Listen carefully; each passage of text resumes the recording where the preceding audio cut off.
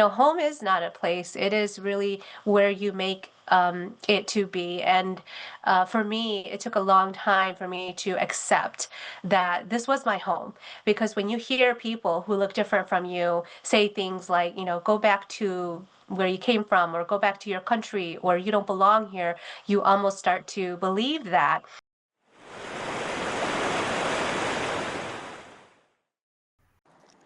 Episode 4, Home is Not a Place.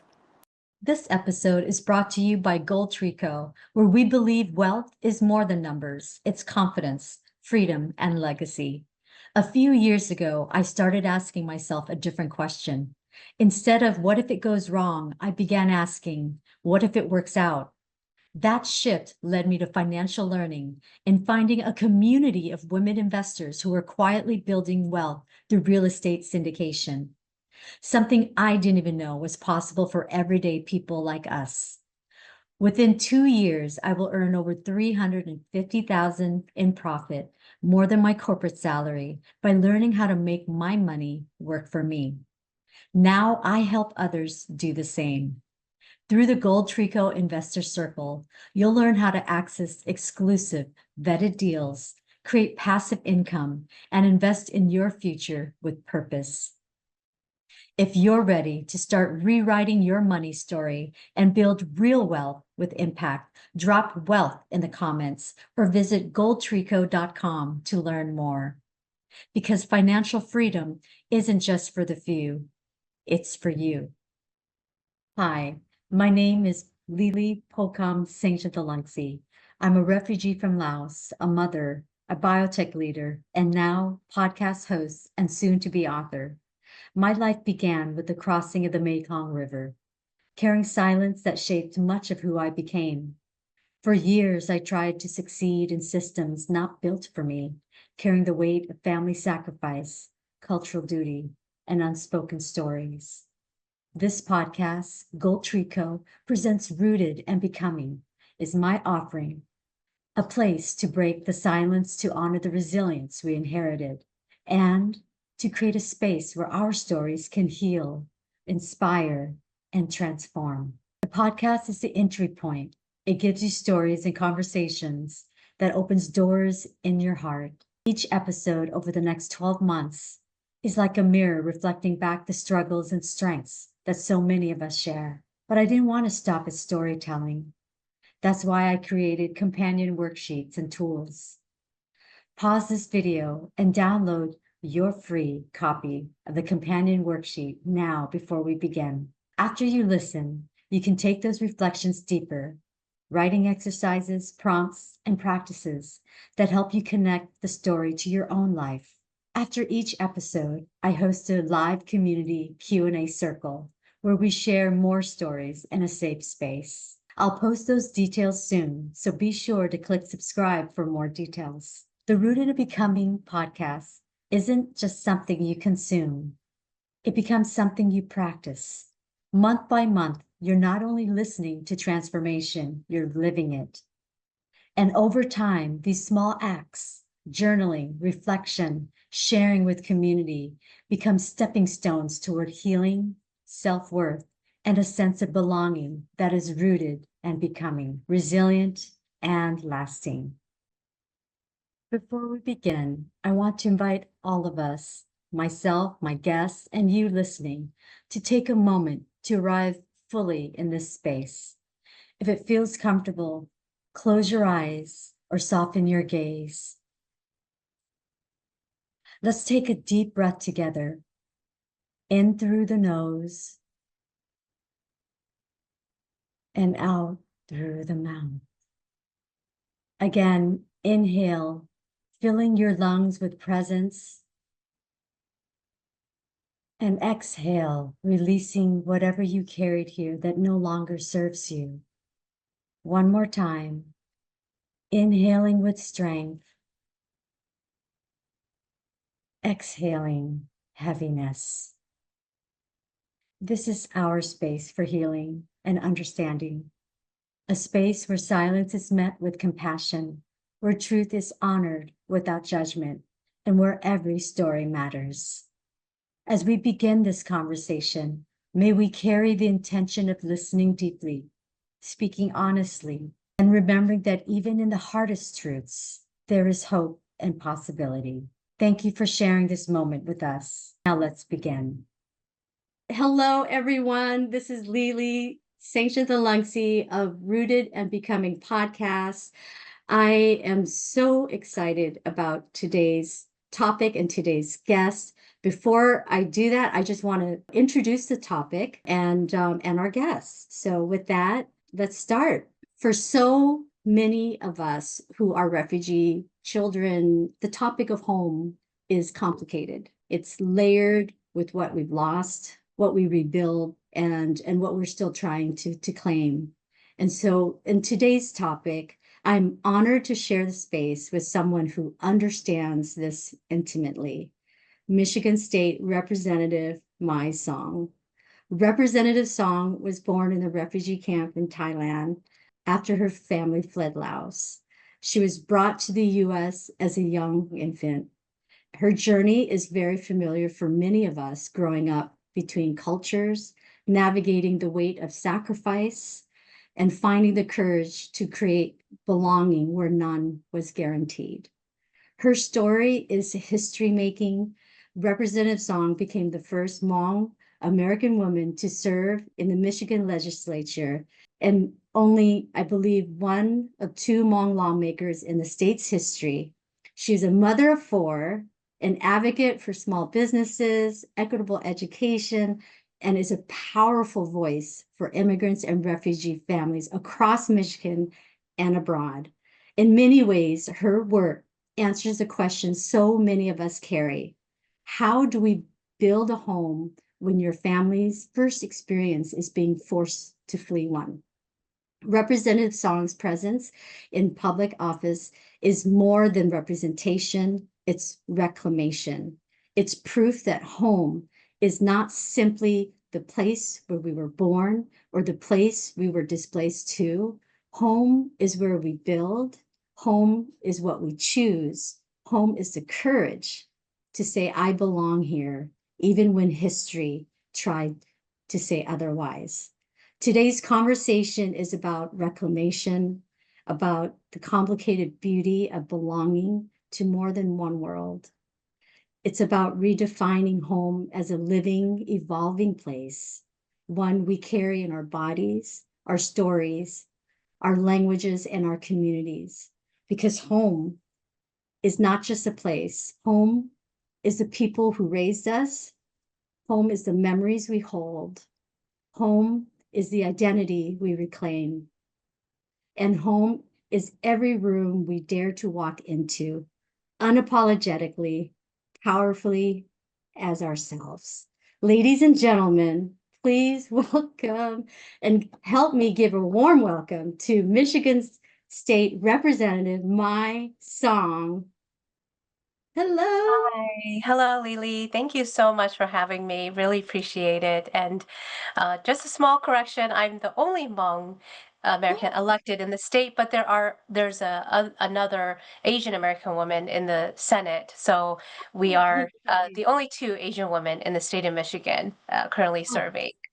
And Wonderful. Senator Stephanie Chang is her name. She's a wonderful colleague. She's Taiwanese American, and just so honored to serve with her. But it is very isolating being the only two Asian women in the entire state of 10 million plus people. That is amazing. Thank you so much for correcting me, and congratulations to you both. My goodness. I want to take a moment before we begin. I want to first wish you a happy Hmong New Year. Thank And you. Happy New and Year. yes, and happy 41st birthday. Thank you. Yes, I celebrating my birthday, the holidays, the New Year, and my daughter's seventh birthday coming up in a few days. So lots going on top What? of all of the holiday festivities. Yes, yes, I can imagine how fun. December is certainly a celebratory month.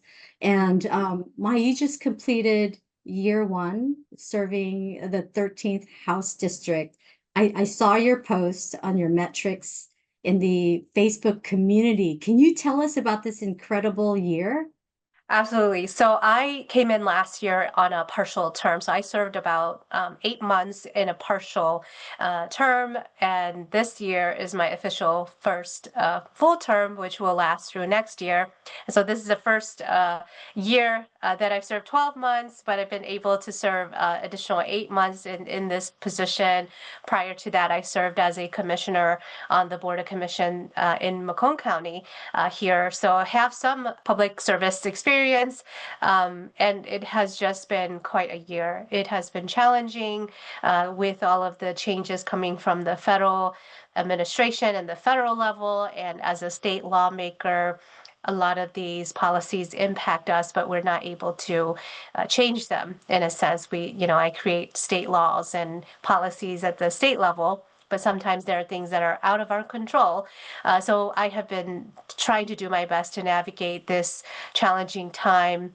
My focus has always been serving my community, my constituents, those that have entrusted me with this role. And so almost on a monthly basis, we do events, whether that is coffee hours where we allow people to come and, for an hour to just tell me how they're doing, what I can help with, give us some, bill ideas, and we try to implement it. So that for me has been the most important, is being present in my community, because, working at the Capitol, it's about 2 hours away from my district, and it is easy for us to lose touch and to lose focus when we are there at the Capitol. We are under a lot of pressure. There's lobbyists, there's stakeholders, there's other people we work with on the other side, and you tend to lose sight if you're not grounded as to why you were sent there in the first place. So I always look forward to being back home where I feel comfortable, not just with my family, friends, but my neighbors and the people who have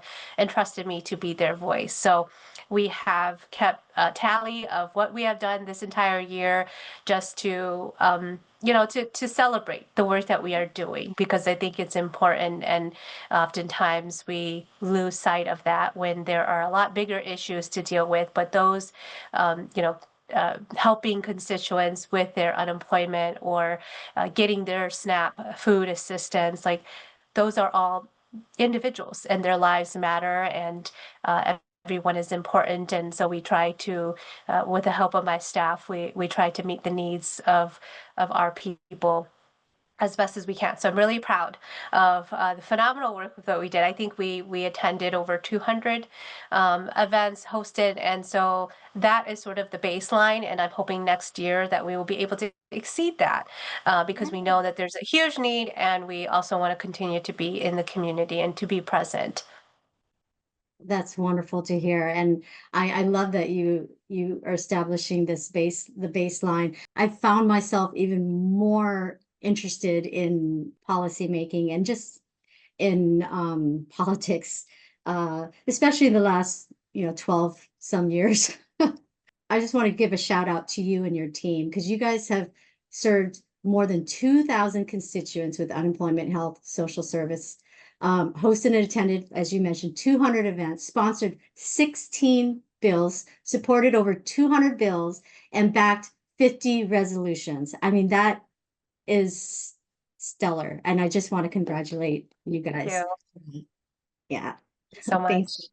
Thank you. And I look forward to continue to support you and into 2026 and beyond. So thank you. Continue to do the great work that you're doing for the other residents in your district. Thank you. Absolutely. Before we dive into the topic about home is not a place, I would love to get your thoughts on what you look forward to, or what you wish to see in this coming year for yourself and in your community. Wow. Well, 2026, I'm hoping that it won't be as challenging as 2025. But my I have this feeling that 2026 is going to be very challenging as well. But I'm just really grateful that we've been put in a position to be able to help people wherever they need. And so that's something that I will continue to do is just show up for, my neighbors and the people who have elected me and entrusted me with this role.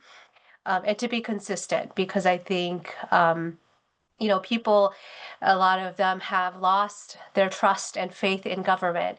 And we have to build that trust. And the only way we can do that is to continue to show up and to listen.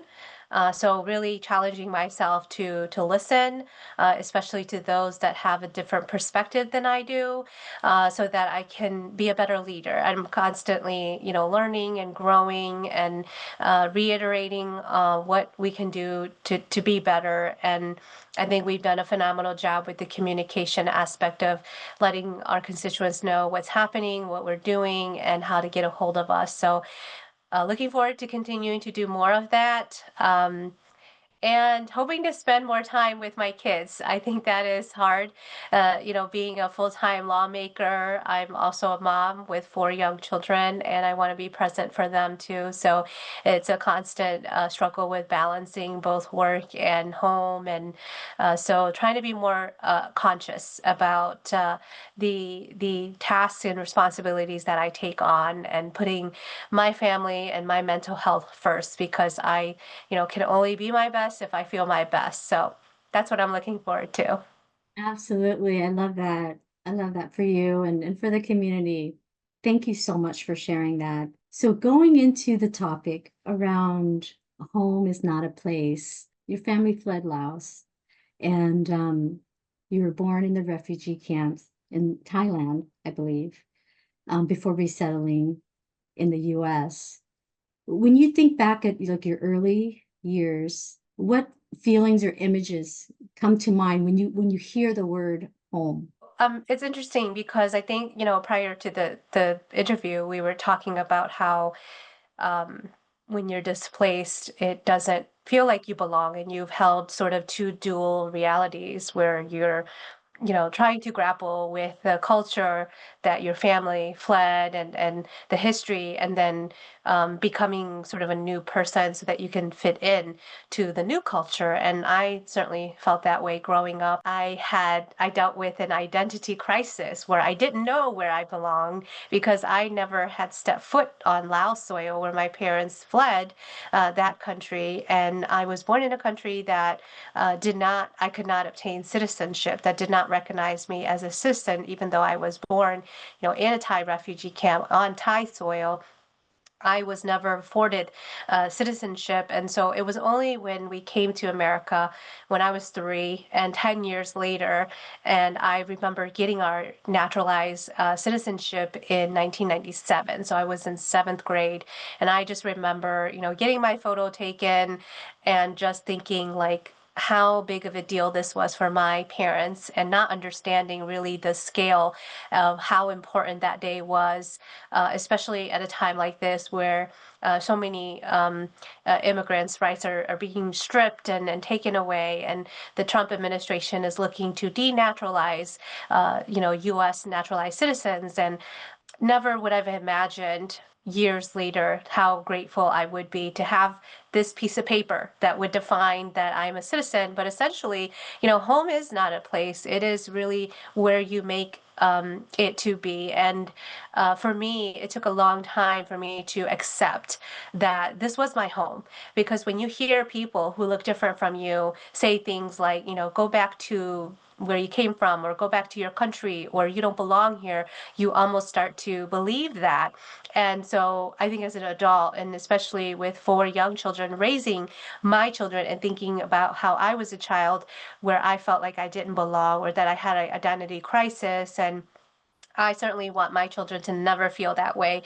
I want them to know that they belong and that they should be proud of their heritage and their history and not be ashamed of it. Because I think as a child of refugees or immigrants, we are ashamed of our history and where we came from. And really, it takes you coming to a realization that this is who you are and you can't change that.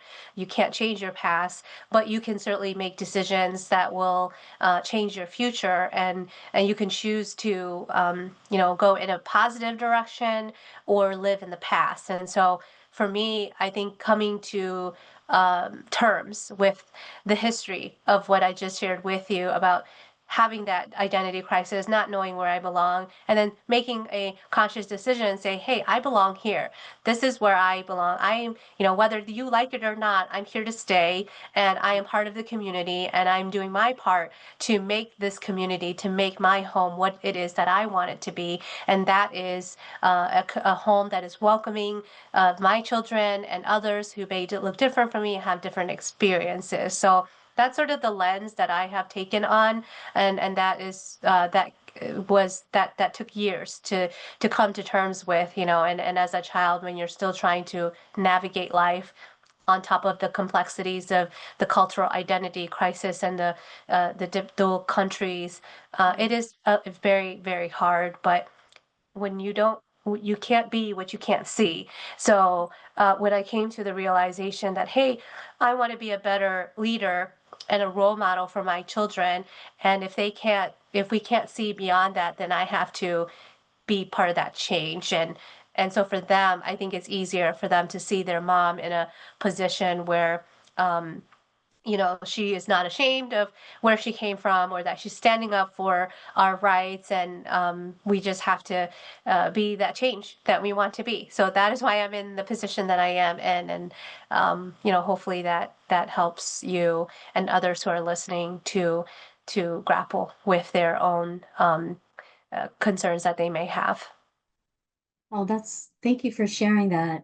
I think having that perspective, having that lens for the limited number of folks who are seeking asylum that are allowed to come, because I know that it's being reevaluated even now, whether or not that would be stripped from them, the seeking asylum. And it's a very dark time. And I'm praying for everyone. One of the things I wanted to ask you with regards to public service, and oftentimes, I don't know if you experienced this, but as refugees, sometimes you're told to keep your head down, work hard, just be grateful, don't rock the boat, don't speak out of turn. What gave you the courage to step into public service and to take up spaces where we didn't have representation in the community? Well, I want my children to look up at our leaders and see someone who looks like them. And that is really what inspired me and continues to motivate me to serve in public service. And, there are very few elected officials or at all levels of government, from local to state to federal, even county, that may not have the lived experiences that we do as refugees or immigrants. And so I certainly bring a different perspective. And I think it's important for us to have all different voices at the table, especially when we're making decisions that impact an entire community.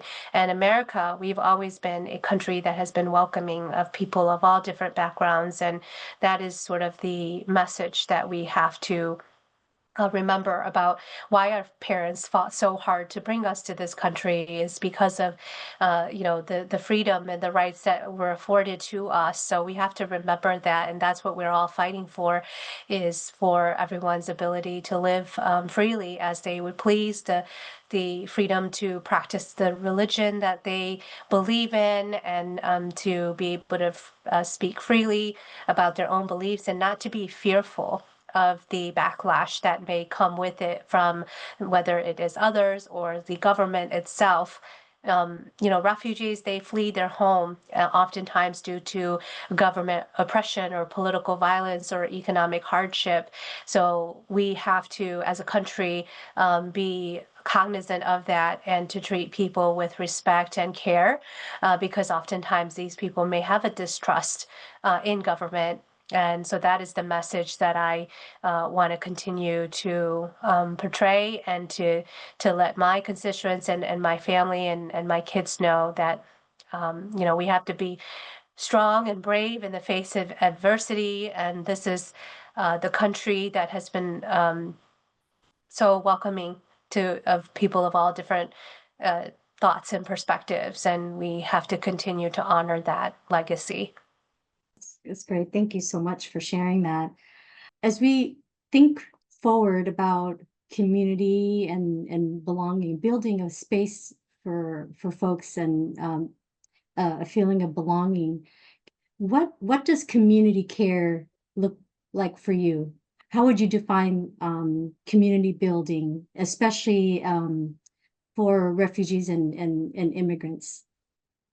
So I think a lot of Asian American families and those that are of Asian descent typically, and even I think even in other races, tend to convene where other similar people are. So like for example, the Hmong community, they tend to move where other Hmong people are. And what I've learned is to truly build community, especially in our country today and in such a polarizing time, is we really have to look outside of our first, our network, and build community where you normally would not see it, and to build relationships with those that are outside of our community or may not have the same perspectives as we do. Because to build community, we truly have to understand one another, and oftentimes there's a miscommunication about certain communities, and only when we are able to like break down that barrier and to educate others about our history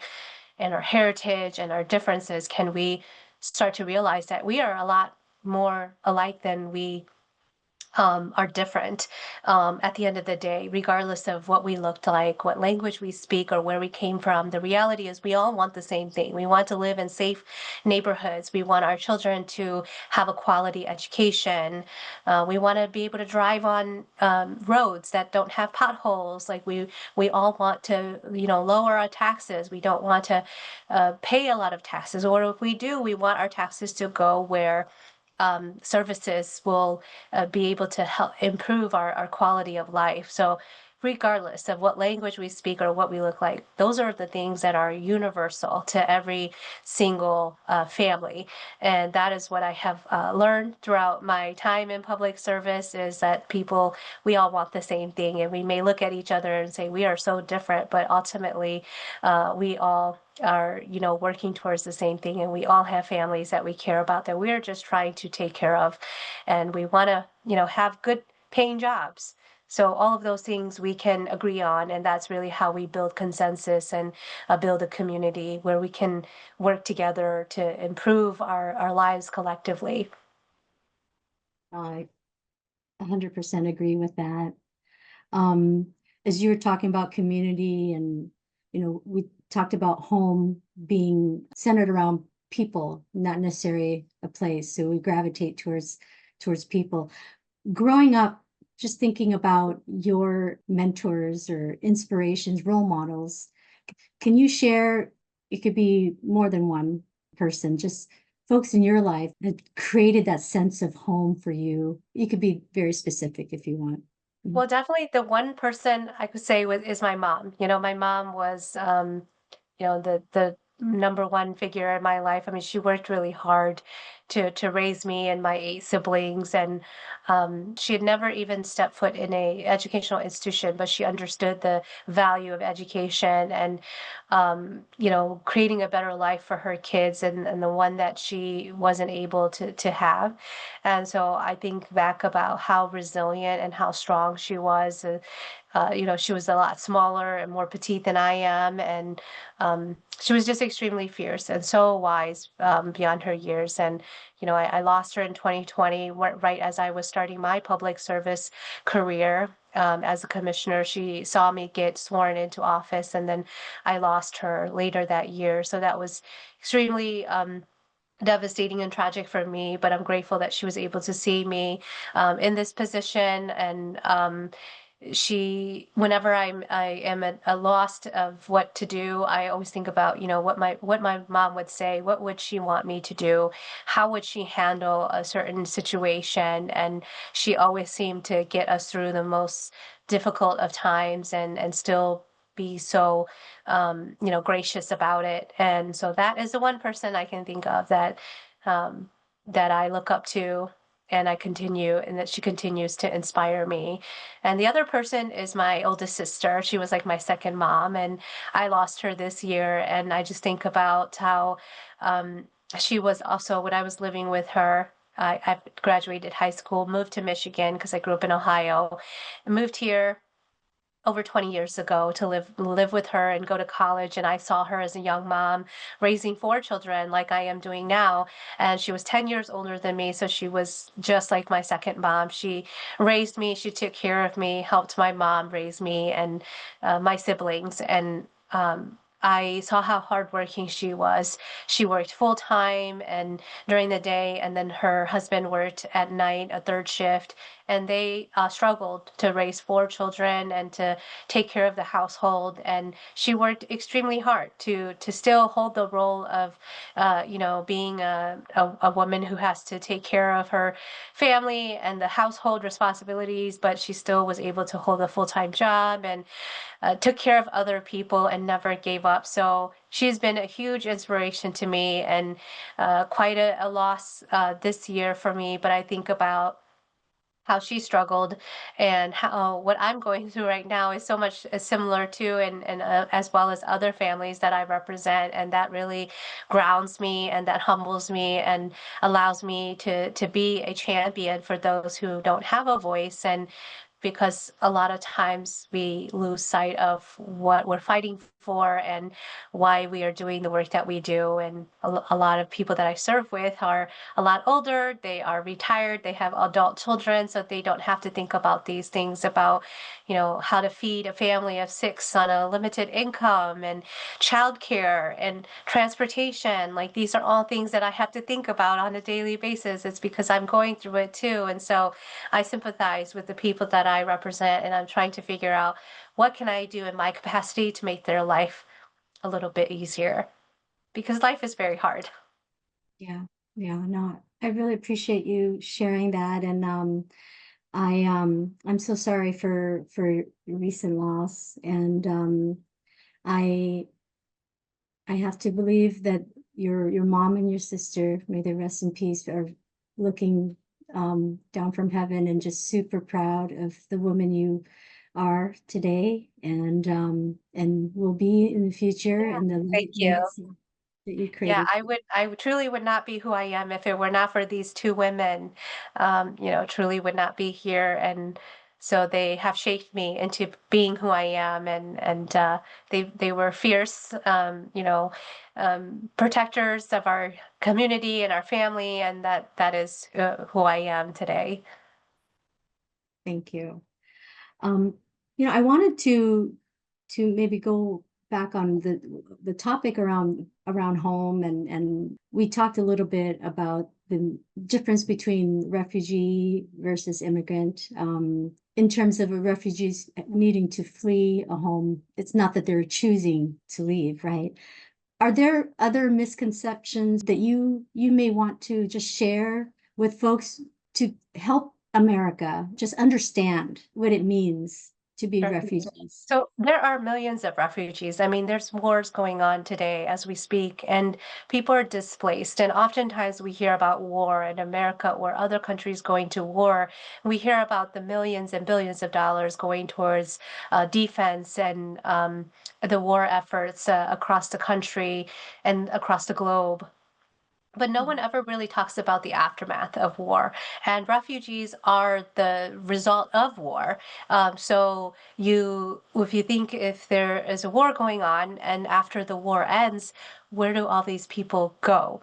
That they are forced to flee their home, or they are forced to assimilate to whatever government regime may be in power in those countries. For example, like in Laos, when after the Vietnam War and the Secret War ended, if you didn't flee, you were either killed, persecuted, or you had to go into hiding, or you had to essentially, be part of the communist regime. And there were certainly people who were part of that, but a lot of people don't want to live in oppressive environments, and many of them are literally fleeing because they would be killed otherwise for whatever reason. And so you have the aftermath of war that a lot of people don't talk about. They hear about wars ending and people celebrating, and but no one really focuses on the aftermath, which is refugees who are forced to flee their home, and they don't want to, but they are literally forced to flee, and they're displaced. So we have, thousands of people who are displaced every single day. And America, we have always been a welcoming country, and that we have accepted refugees. And part of it, the perception is that, this is not our problem, but the reality is our foreign policies and the wars that we,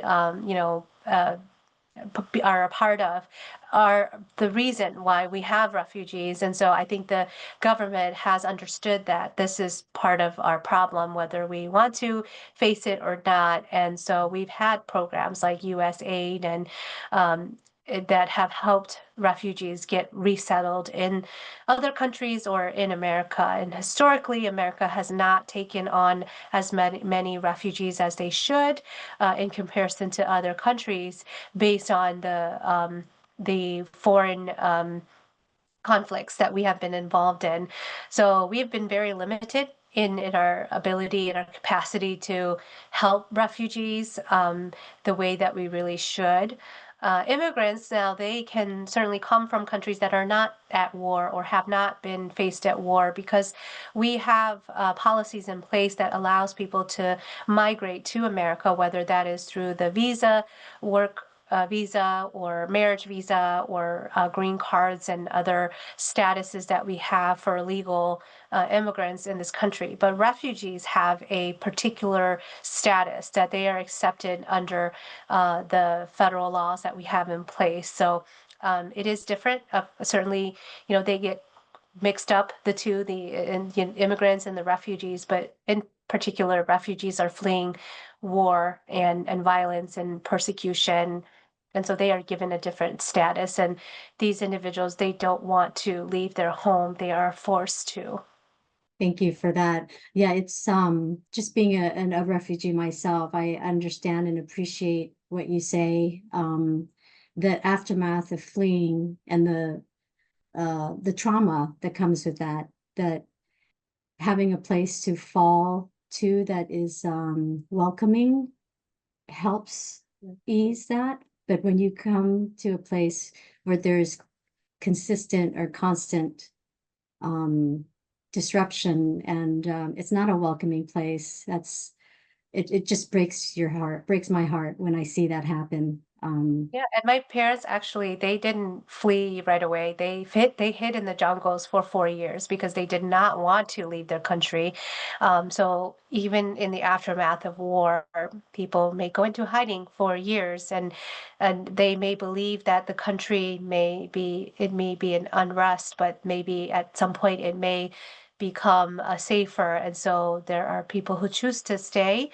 A lot of the Hmong refugees in the early 80s and late 70s, they actually wanted to stay in the Thai refugee camps.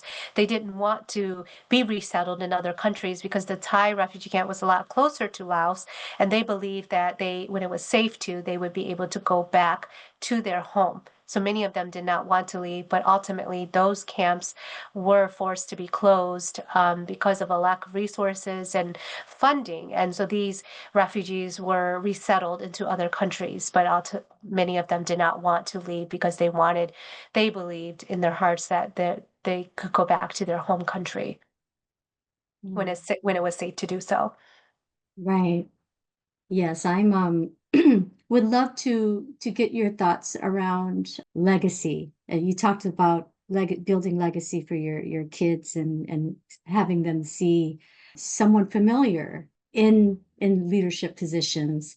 If you could share like what you hope your children will inherit in terms of your legacy, not necessarily just from your career, but from your own personal journey. Oh gosh, that's a tough question. I mean, I don't, I like to hope that I will live a very long life, but I also think about, how I would want people to remember me. And I think that would be, being a fierce champion for others and really using my voice and my position to uplift the voices of others. So I hope that my children will have be strong leaders and to be proud of who they are. Because I think as children, sometimes we might be ashamed of what we look like or where we came from. And I know I certainly felt that way growing up. My parents couldn't speak a word of English, and I felt voiceless and powerless. And so I want my children to be proud and to be strong leaders and to give back and to help others who may not necessarily be able to do that themselves. Beautiful, beautiful. And if you could share for the next generation of Hmong, Lao, just Southeast Asian youths, what what do you hope the word home will feel like for them? Well, I think home is ever changing. It's not a physical place, and we constantly have to nurture it and to build it, and to create it wherever we want it to be. That would be my message. We will spend the rest of our life looking for a physical place that doesn't exist, but ultimately it is wherever you make it. And my ultimate message for our youth and for others who are listening is to never let others tell you that you can't do something, because there are a lot of naysayers out there, a lot of people who you will hear from that will tell you you can't do something, and don't let that stop you from living your dream and to finding what it is that you are looking for, whether that is peace or trying to achieve something. Never let anyone tell you you cannot do it. I've heard that ultimately from so many people, and when you hear that, you start to believe it. But you just have to remember that only you are the only person that can stop yourself. Love it. Thank you so much, Representative Mai Song. Before we close, I just want to extend my deepest thanks to Mai for her time, her presence, and her willingness to share her story so openly with all of us. Thank you for the work that you do, um, seen and unseen, because I know sometimes I wonder, do you sleep? Thank you. Yeah, for the communities, the refugee communities, I've seen all the things that you do. Um, and for the women as well, and the next generation who are watching. And so you're such an inspiration to watch, to see you lead with such courage and compassion and integrity. And it's truly an honor to share this space with you. And for those of Song's community and everyone tuning in, I want to say thank you for being here. And may you always feel that you belong. May you stay rooted and continue to become who you're meant to be. That's my goal, my hope and wish for everyone. So thank you so much. I really appreciate you. Thank you so much, Lily. It was so nice chatting with you. Take care. Happy holidays. You too. Happy holidays. Happy New Year. Introducing the next chapter. As we look ahead in our next episode, we move from where we belong to what we carry. Episode 5 is titled The Body Remembers. We'll explore how trauma, survival, and resilience live not just in our minds, but in our bodies. How numbness, tension, exhaustion, and even silence can be stories our bodies are still telling. And we'll begin to talk about what it means to listen and to heal. Until then, wherever you are in your journey, may you stay rooted in your truth and continue becoming with compassion, courage, and care. Thank you for listening, and I'll see you in the next episode. Thank you. Please follow and subscribe at GoldTree Co. Stay rooted and becoming, and worthy beyond measure. Thank you for staying until the end of the episode. At GoldTree Co, we believe anyone can start building wealth with intention. With as little as $500, you can step into real estate angel investing, gaining access to vetted opportunities normally reserved for big players. This is about more than returns. It's about creating stability today, freedom tomorrow, and a legacy that lasts for generations. Your money works for you while you focus on what matters most. Ready to grow with us? Visit goldtreeco.com and book your complimentary meeting with me now. And let's plant seeds of wealth together.